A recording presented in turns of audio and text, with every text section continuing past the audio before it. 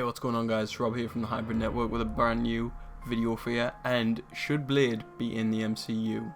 Now, Wesley Snipes, he was obviously in the first 3 Blade films, and the first Blade film was really good. It was amazing, possibly with one of my favourite fight scenes ever, the Blood Rave fight scene, which I absolutely love. It's fantastic.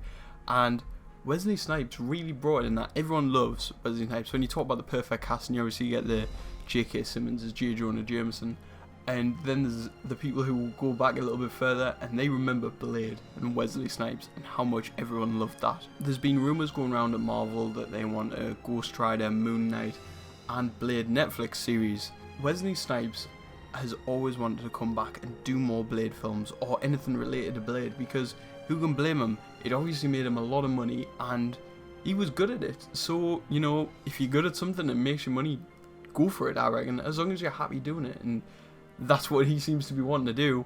And he has said that the ball's in Marvel's court. He's ready to go whenever they want him to go. Now, I want to ask you the question of, do you want this? A lot of people would get confused. I'm going to take, for example, my dad. He's, 40 years old. He remembers the first Blade films.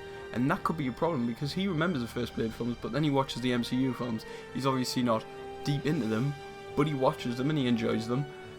So he wouldn't understand if Blade joined and it was Wesley Snipes, whether or not, he would ask me, Robert, what's going on here? Because he doesn't know whether or not all of this other vampire stuff that happened in the first 3 Blade films happened in the MCU, because it would be a little bit confusing and a little bit jarring for other people to see. And that's where a Netflix series, I think, is the best place for it to go, because a lot of things happen in Daredevil and Jessica Jones that never get mentioned in any of the bigger films like the Avengers, because they haven't got time to mention it. It's too small and too little for them to mention.